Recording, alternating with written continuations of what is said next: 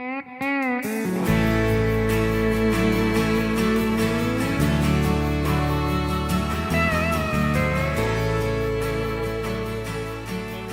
you're aware of it or not, obesity is a growing concern in our community. My name is Austin Davis, and for the next 10 minutes, I'm going to do my best to show you just how real this problem is. The United States Census Bureau estimates that there are 2,900,872 individuals that live within the state of Utah. Out of those individuals, 704,912 have reported that they struggle with obesity. Shockingly, that estimates to be just under 25% of the total population in Utah that are currently struggling with this condition.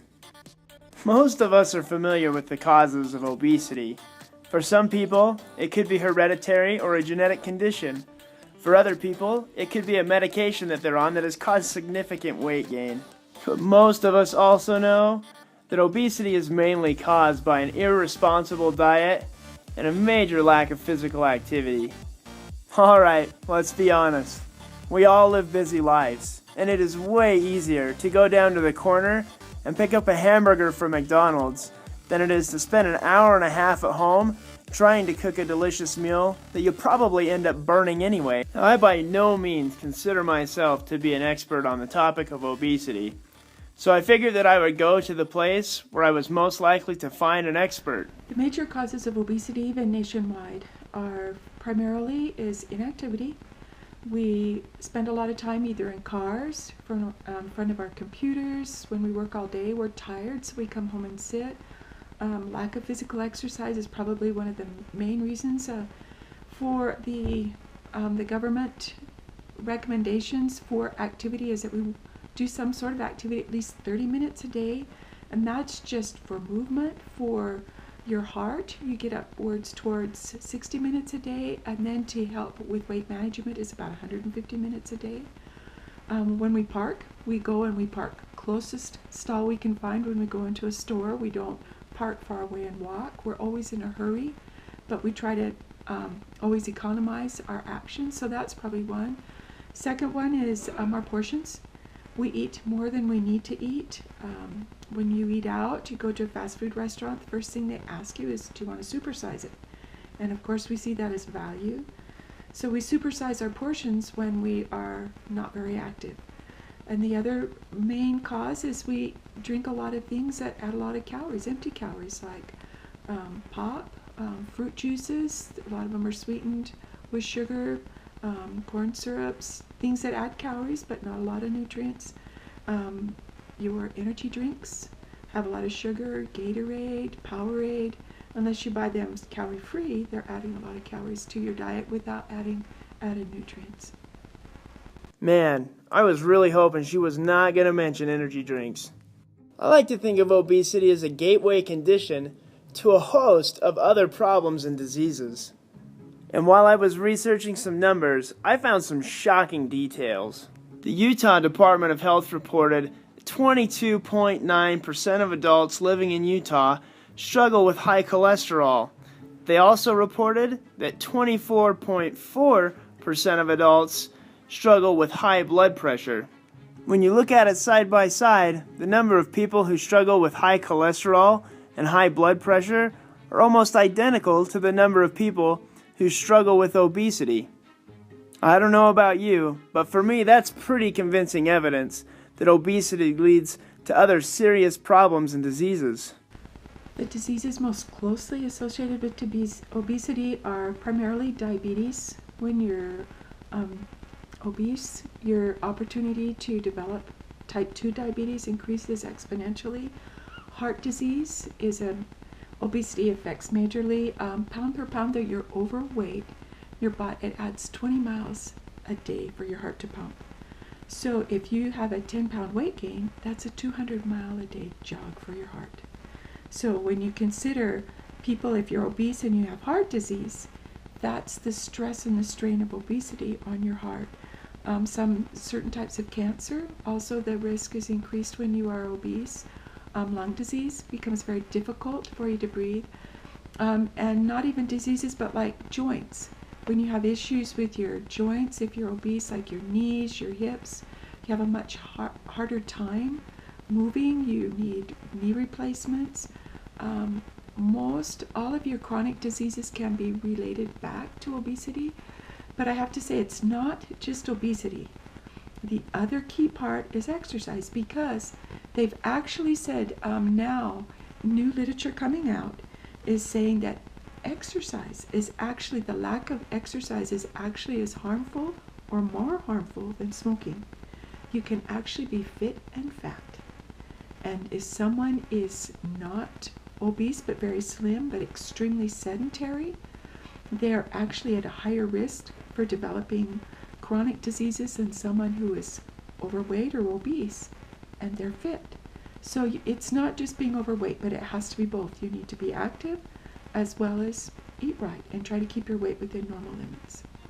One thing that we all know and that we try to forget is that at the end of the day, we're all responsible for our own individual health. Those of you that are struggling with your weight, you've heard it a million times over. Diet and exercise. But if you haven't tried diet and exercise and you're not seeing any results, I'm not surprised. It's time to take responsibility and apply these principles so that you can make a change in your life. A healthy diet, physical exercise, and planning are the keys to overcoming obesity. One size does not fit all. What may work for me may not work for my neighbor, for my friend, or whatever. Everybody has their own approach. You need to decide what works for you. The resources, there's Weight Watchers has a good program. Intermountain Healthcare has their Way to Health program. People can go to your local gyms. Whatever works for you, that's the key. Find something that you can do, that you can stick with.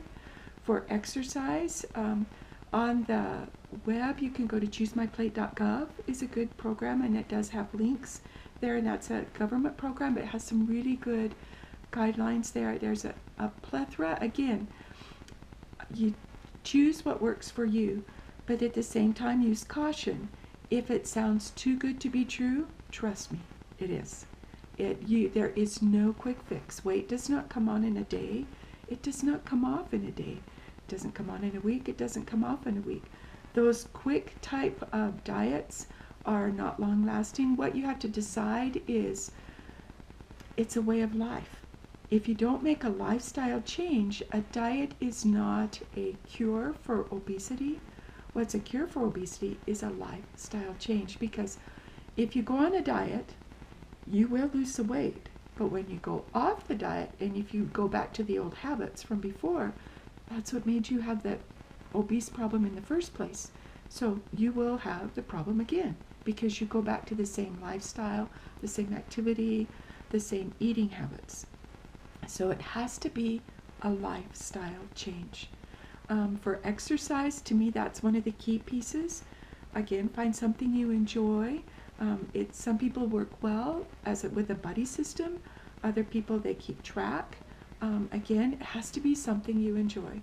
For myself, I do not like gyms. That's just personal. I do not like to lift weights. But to walk and be outside, I enjoy. So that's something I do. But other people, that type of a more structured setting works well for them. But those are two keys. You have to make a commitment that it is a lifestyle change. Find something that you can commit yourself. We all make choices with our time. We do what's important to us, and we make time for what's important for us. So people that say, I don't have time, I beg to differ. Just personally, I work full time. I get up at about 4:30 in the morning and I walk 5 miles a day. I'm done. I do it first thing in the morning because I'm not going to get calls, as a rule, from my employees or from work at 4:30, 5 o'clock in the morning. And so when that's done, I'm done for the day. I don't have to worry about it because days can last 10 hours, 12 hours. And if I had to come home and exercise at that time, I must admit it would be prohibitive, just time. But by doing it first thing, so that's what works for me. Everybody has to look at their own life situation and decide what will work for them. Portion control, again, you have to make decisions about what works for you. Even though I'm a dietitian, I like real food. I eat real food. I enjoy real food. I cook real food. But I try to be careful how much I eat and when. It's not that you have to eliminate supposed desserts or treats from your diet, but you don't eat it every meal or you don't eat it every day. You're careful. And then you match your activity level with your intake. People also, as they age, tend to put on weight easier. That's just a given. Your body slows down. So you're constantly making adjustments. But if you focus on healthy lifestyle rather than on fashion or for someone else, those kinds of things are motivators that kind of come and go. But if you focus on yourself, what's the reason why you want to be healthy? Is it for your own health? Is it for your family? Is it because you want to feel good and able to do the things you enjoy? To me, those are better motivators than can I fit in the cutest outfit? That makes sense. So that's what I would suggest, just those simple things.